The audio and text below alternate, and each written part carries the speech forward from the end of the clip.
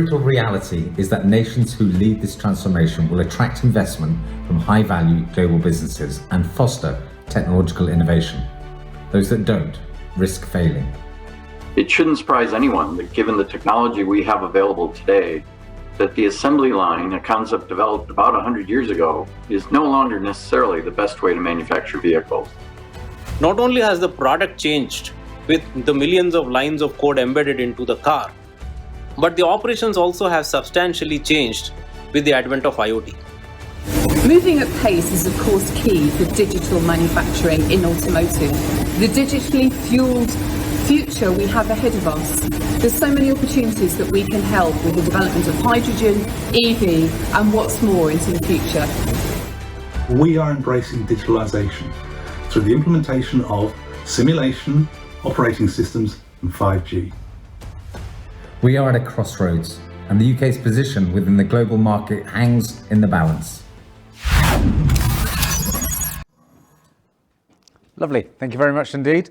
And welcome to you all. I'm joined on stage by Katherine and Brian, and online, hopefully, by Srini and Mike, which I can see there. Excellent. Welcome, gentlemen. Truly international panel, this one. Mike joining us from the US and Srini from India. So a true hybrid panel. Let's kick off. Katherine, if we can with you, actually, given that you've just joined the Catapult from Airbus, this is a perfectly apt question for you. What do you think the key differences are for the automotive sector from other manufacturing sectors, and what can we learn from the other sectors when it comes to digitalisation? Well, Bradley, I sometimes think it may be what other sectors can learn from automotive rather than the other way around. And as you said, I've just come from the aerospace industry, and put it into context, at Airbus, they manufacture 50 A320 aircraft a month, whereas some of the stats I've seen from Nissan is that they create a car every 2 minutes. So a completely different scale. Even though I've only been in the new role for the last 2.5 weeks, I've already participated in a couple of panels, and interestingly, it's on the topic of digitalisation. So it's clearly at the top of everyone's minds. One panellist I was on the conference with was from the steel industry, from Tata, and of course he was saying that digitalisation, of course, for them started with the need for ensuring safety was uppermost. So in terms of other sectors, we can learn from the huge range of manufacturers there are in automotive here in the UK, most amazing productive plants in Europe, and I know the SMMT have published a report today talking about that.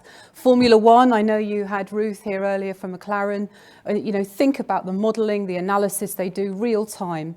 The most important thing for all sectors, though, I'd say, is the agility, the need to move at pace. We heard earlier in a panel about hydrogen, EV, of course, very top of people's minds. And this is where organisations such as mine, the high value manufacturing Catapult, can really help. We have 3,500 researchers based at universities and other institutions across the UK.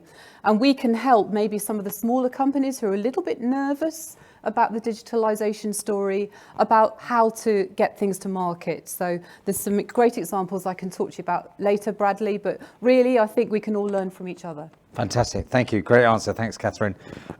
Mike, if I can come to you as the designated vehicle manufacturer on the panel, you've had an enormous benefit to some degree, one could argue, of starting with a brand new sort of design with purpose digital ecosystem. What are the key technologies that you've employed within Arrival, and what have you perceived to be the primary benefits, if I may ask? Absolutely, it's a great question, and to your point, it is truly an opportunity when you start a company afresh.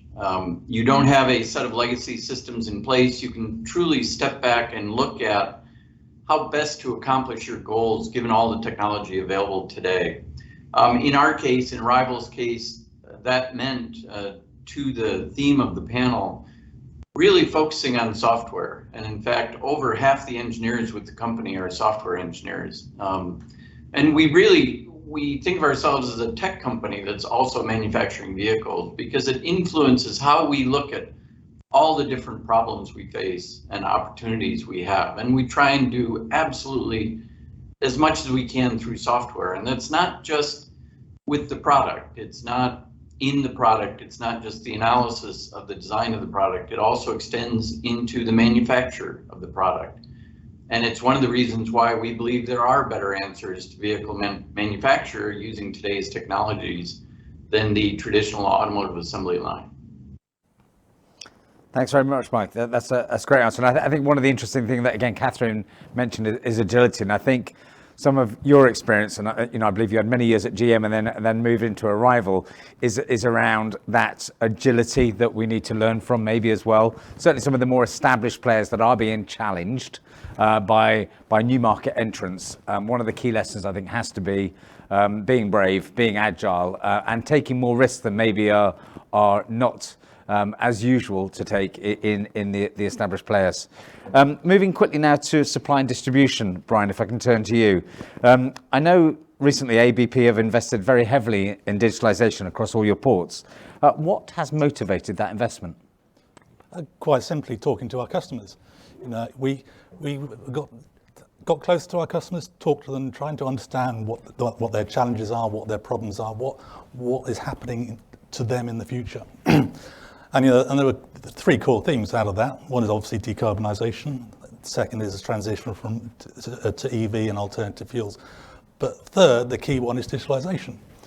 And so, the traditional port model has always been high in infrastructure, high in investment, but a relatively simple model.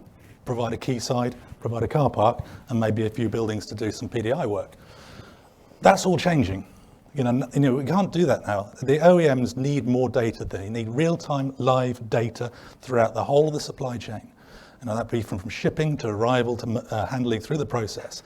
And we recognise that we are in a prime position to be able to provide that.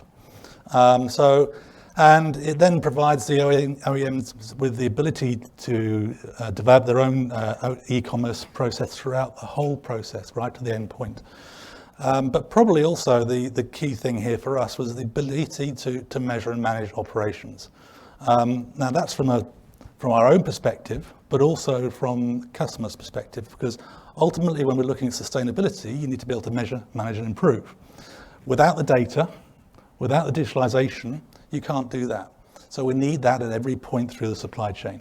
So we took these cues, and one of the challenges that we have in the supply chain is that invariably you don't get the time to react if you just rely on the normal tender process.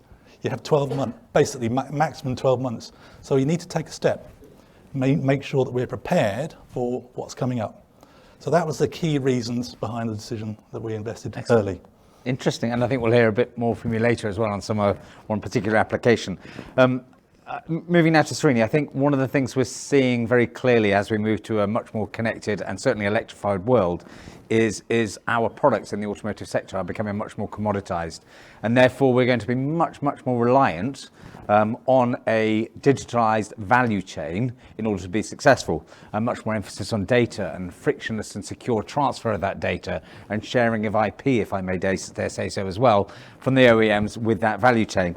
Srini, can you talk a little bit about some of your experience this and what do you think the role of digitalization is as we move towards a more digitalized value chain?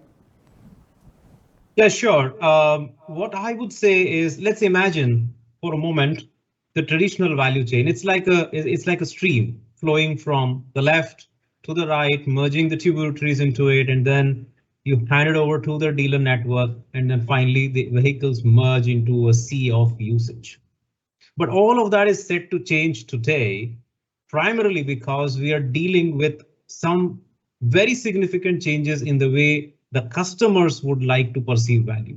We're talking of a segment of one manufacturing principle coming into play. And that segment of one actually requires a lot of software in the vehicle, which allows you to connect with your car in that ocean of vehicles. And that engagement today is a lifetime engagement.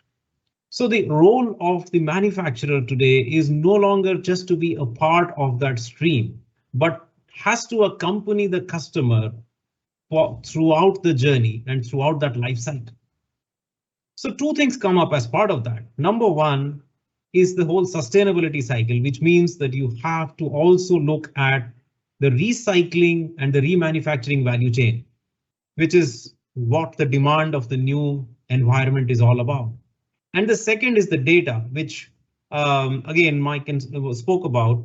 It is about data because with data, you can create that visibility for the vehicle for a lifetime, as well as for your customer for their own ownership life cycle.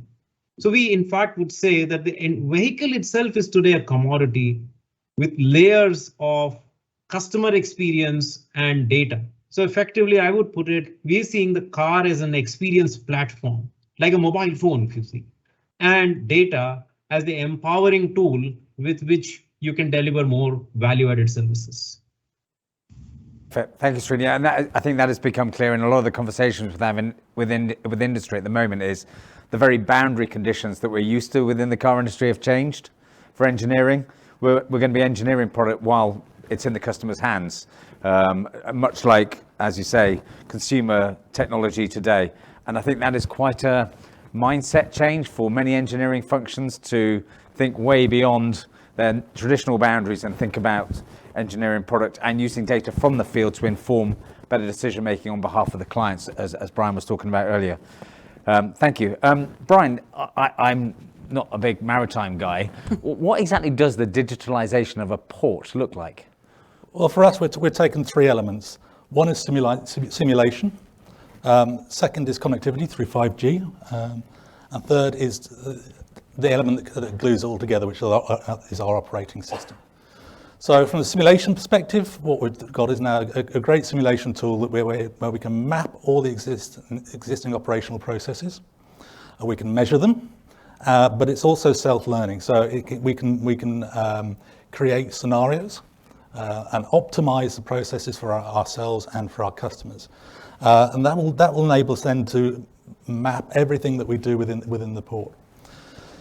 That's the sort of starting position, the current state analysis. And then we've got 5G. So we've recently invested in our own private 5G network across the whole of our Southampton port. And really this is the tool that we need to collect data to actually feed the system. And for us, it needs to be reliable. And you know, the normal commercial networks obviously filtering through at the moment, but you've got to bear in mind that we work in a port environment, so we want to be able to make sure we've got no dead spots. We want to make sure that the activities of the port don't conflict with the signal. So as you can probably appreciate, you get a big metal cruise ship turning up. That has quite an impact on 5G. So this means that we can make sure that sort of scenario doesn't happen. So it's across the whole of the port, again, for our own operations, but also for our customers to tap into. And it future-proofs us as well, because as we move to more autonomous vehicles and indeed more autonomous vessels, we can link all of that data in through the 5G system and collect it and then feed it into the operating system, which is clearly the third piece. So we've gone with a new operating system, which is future-proof and scalable, with a company called Inform, and we're in the process of implementing that right now. But that really is the glue. That feeds the simulation data in. We can feed the actual data through the physical 5G, and then we can manage our operations through the operating system. Again, optimize everything, measure CO2 production, measure efficiency, and also feed the data back to the customer at every point of that process, every point that car vehicle is touched. So you're sort of essentially creating a digital twin of the port? Was that your aspiration? Aspiration is to work toward, to create a digital twin. I believe the term's reinforced learning at the moment. So, that's the route that we're going down, and we would like to get there, yes. Amazing. I think digital twin is going to be a subject we're going to see much more of on people's agenda as we go through this year, actually. Yeah. I think lots of people are wrestling with, what is a digital twin? What value can it bring to the business? And where do we seek to deploy those digital twins first? So coming to you, Katherine, I think that brings me actually nicely onto the next question, which is a big one. What are the challenges of implementing digitalization? It's an incredibly complex subject that is multifaceted and can affect a whole organization. So, in your experience, what are the challenges of implementing it, and what strategies, importantly, might OEMs or organizations within their value chain deploy as they try to embrace this brave new world of digitalization? Well, to spare your blushes, maybe I'd direct people first of all to your excellent roadmap that you mentioned to me and you shared with me the other day. But I think one of the things that I can see across sectors is this incredible, caution, maybe a bit of lack of knowledge. And this is where hopefully organisations such as mine can help. The stories of you remember the automotive sector had robots really early on. But of course, part of the problem was that the robots, rather legacy equipment now, and they actually weren't very good at talking to each other. They weren't expecting to have this digital way of working. And of course, as Brian's touched on the supply chain, I know from my experience in my previous sector, and actually I worked with Mike a long time ago at General Motors, so I'm coming back to automotive roots again. But the supply chain efficiency is really important. The data that companies own and actually don't realise what a jewel that is. So one of the things that we can potentially help with is something called Babelfish, because lots of different robots and equipment use different languages in terms of technical languages, and really we need to try and help them to get together. One of the things that the High Value Manufacturing Catapult has done recently with the Made Smarter Commission up in the Northwest is a thing called the Smarter Factory Innovation Hub. We've got 16 different test beds where companies of all shapes and sizes can come and learn on a smart factory shop floor, test some of their ideas, bit of a pilot project, and see whether that might be something that the companies would wish to invest in. And the final thing I want to say is it is doable. We touched on the skills earlier. That's really important as well, getting people to have more confidence in digital skills. It is doable. I'm not sure if it was touched on earlier, but let's remember a year ago, 16,500 ventilators were delivered to the NHS as a result of cooperation across the sectors. So it was, automotive was huge in that, for McLaren, Ford, my previous employer, aerospace, Siemens. We worked to scale and build these 16,500 ventilators in a period of 12 weeks from when the Prime Minister first called us to do that. There was a real wartime spirit, and a lot of the way that was dealt with was through digital skills. So it is possible. So there's a bit of a clarion call for you all today. Collaboration is key. Just, and again, without trying to lead the witness too much, and I guess it'd be an interesting one from Mike as well.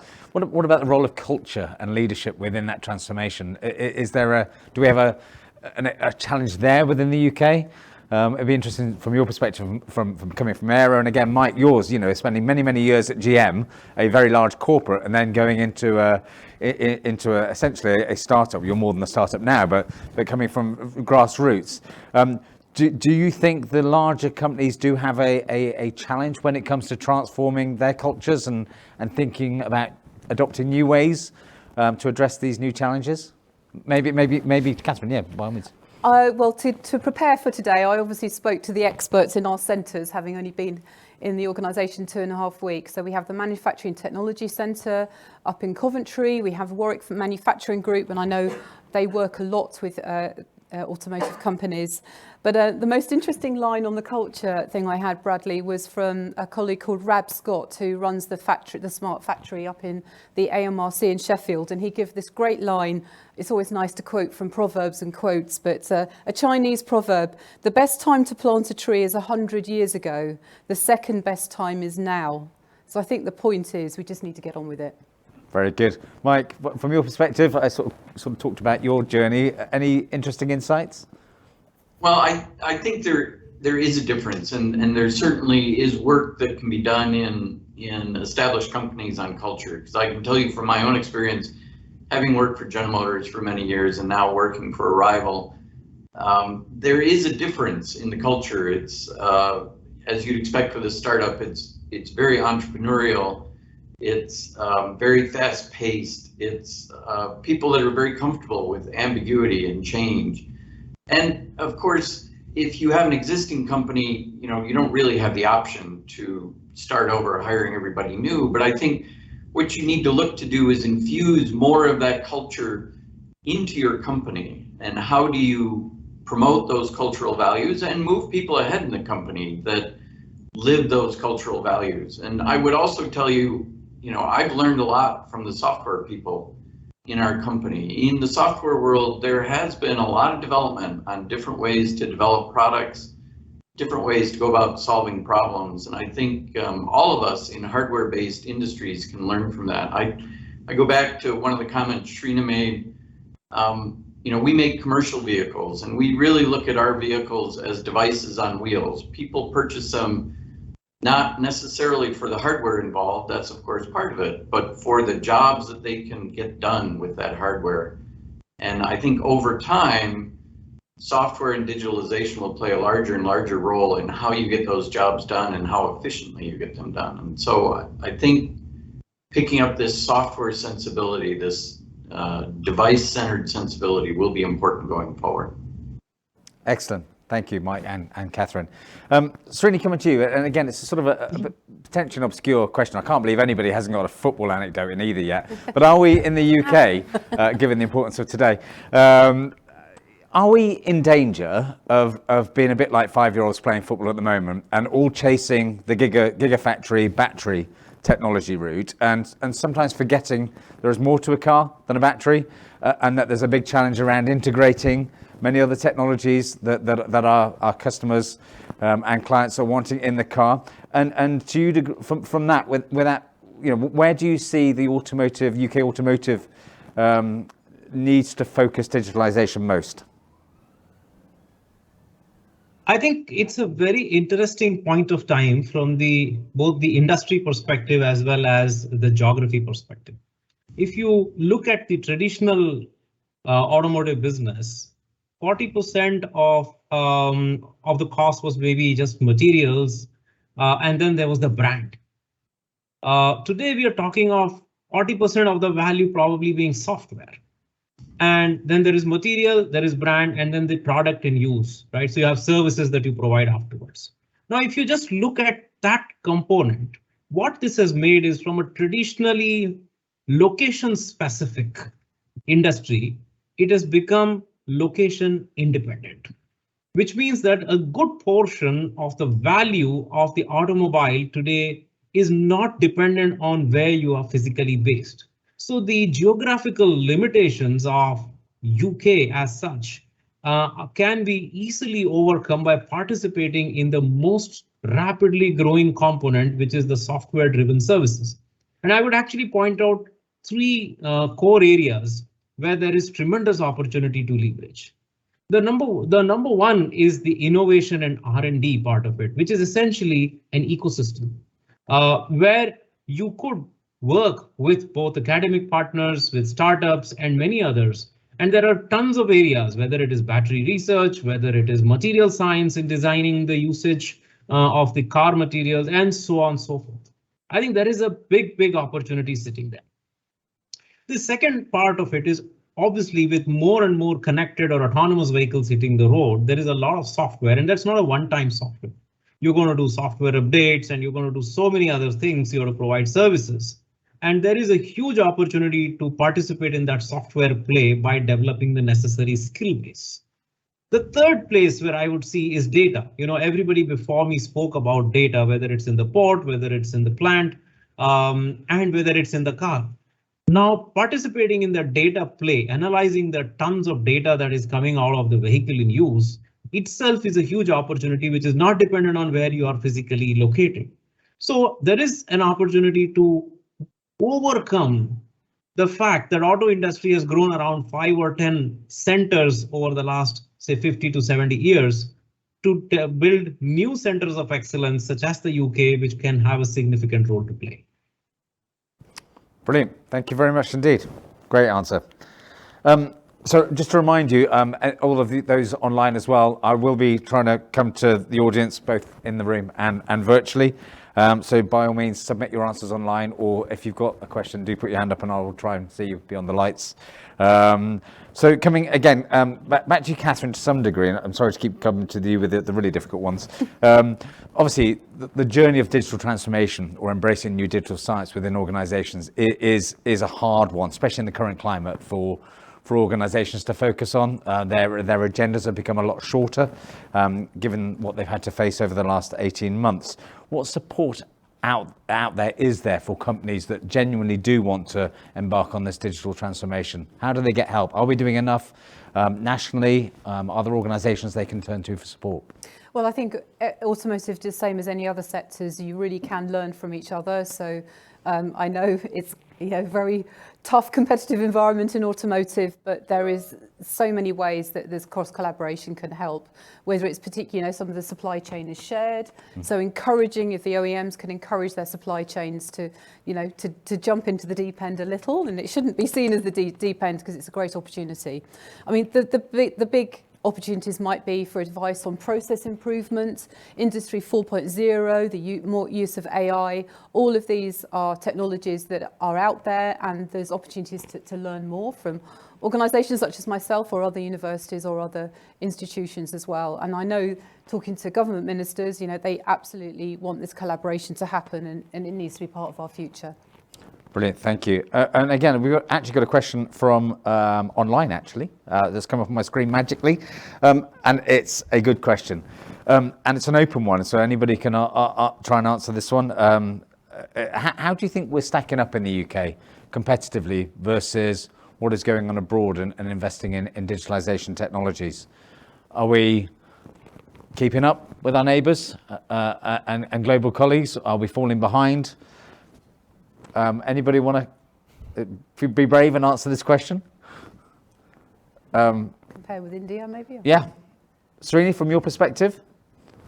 Yeah, so the base for manufacturing is small, but at the same time, we do see fairly rapid modernization of the production processes and other technology induction into the industry. So the issue is not about falling behind. I think the issue is more around scale. As I said, there is a great opportunity for leveraging the new value sources in the automobile. And I do believe that the UK industry is making the right steps, the right moves. There are a lot of innovation centers which have done tremendous amount of work in this space. It's now a question of taking it to scale. If I could add, as I think about Arrival, which is based in London, what I've been very impressed with in the UK is the ability to attract not just automotive talent, but software talent. And I think, as opposed to the US, where the automotive talent tends to be centered around Detroit and the software talent you hear most commonly is centered in California, the UK for me is a very interesting opportunity in that all of that talent and more is relatively close together. So I guess it doesn't speak exactly to the question, but I will say I've been very impressed by that in the UK, and I think it's something for the companies there to take advantage of. Excellent. No, thank you very much indeed. And I think we're sort of approaching the end. So maybe just as a final piece, if I can ask each of the excellent panelists representing very different sectors, again, if you could give one bit of advice about embracing new technology and accepting maybe greater levels of risk, what would that be from your perspective? And maybe Brian, if we can start with you. Yeah, I think from our perspective, it's about staying very, very close. We as a service provider cannot predict your future. You guys have got the best view of that. And I know that it's not necessarily that predictable, but if we can, if we as service providers can stay very close to you, then we can support you along the journey. And it gives us time. We can't always pull it straight out of the hat. We need to be able to move towards it. We're keen, willing, and able to invest. So just stay close. Excellent. Katherine? I'm going to be really quick. Get your skates on, jump in the deep end. It can be done. Excellent. Mike? One piece of advice, which I know is a tall ask. If you're moving at a pace where you're feeling comfortable, you're not moving fast enough. You need to be moving at a pace that feels uncomfortable. Excellent. Srini, last words from you. I would say remain very focused on customer value and choose the technologies that deliver the most value. There are a lot of technologies around, but focus on value. Fantastic. With that, I'd like to give my very warm thanks to all the panelists and hand back to Justin. Thank you, Bradley. Thank you. Thank you.